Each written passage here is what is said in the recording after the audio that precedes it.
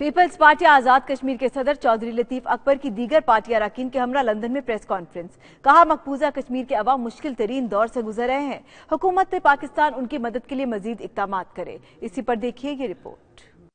Pakistan Peoples party Azad Kashmir کے صدر چودھری لطیف اکبر کی برطانیہ آمد پر پارٹی رہنماؤں اور کارکنوں کی بڑی تعداد نے ہیتھرو ایئرپورٹ پر ان کا استقبال کیا، جس کے بعد پیپلز پارٹی گریٹر لندن کے صدر میاں سلیم کی جانب سے ساؤتھ ہال میں عشائیہ دیا گیا. تقریب سے خطاب میں چودھری لطیف اکبر نے کہا کہ مقبوضہ کشمیر کے عوام مشکل ترین دور سے گزر رہے ہیں. نوجوانوں کا قتل عام کیا جا رہا ہے جبکہ خواتین کی عصمت دری کی جا رہی ہے. چودھری لطیف اکبر کا کہنا تھا کہ حکومت اس حوالے سے کوئی ٹھوس اقدامات نہیں اٹھا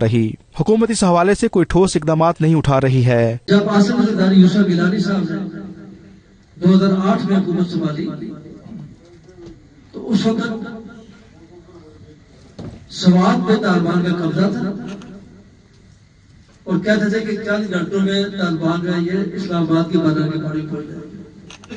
سوات سے بھی بلائے اور پاکستان سے دہشت گردی کا خاتمہ بھی کیا. میزبان میاں سلیم نے کہا کہ پاکستان پیپلز پارٹی نے بلاول بھٹو زرداری کی قیادت میں ماضی کی غلطیوں کو ٹھیک کیا ہے. ان کا کہنا تھا کہ اب مستقبل میں پاکستان کی سیاسی صورتحال میں بڑی تبدیلیاں رونما ہوں گی.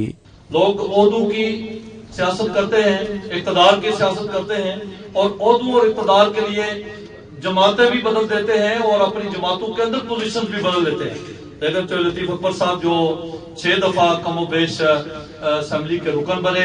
تقریب سے پاکستان پیپلز پارٹی برطانیہ کے صدر محسن باری، سیکرٹری جنرل اظہر اقبال بڑالوی، سابق وزیر اعظم آزاد کشمیر چودھری مطلوب انقلابی، قاسم مجید، ریاض کوہمروی اور دیگر نے بھی خطاب کیا. تقریب میں پارٹی رہنماؤں اور کارکنوں کی بڑی تعداد شریک ہوئی.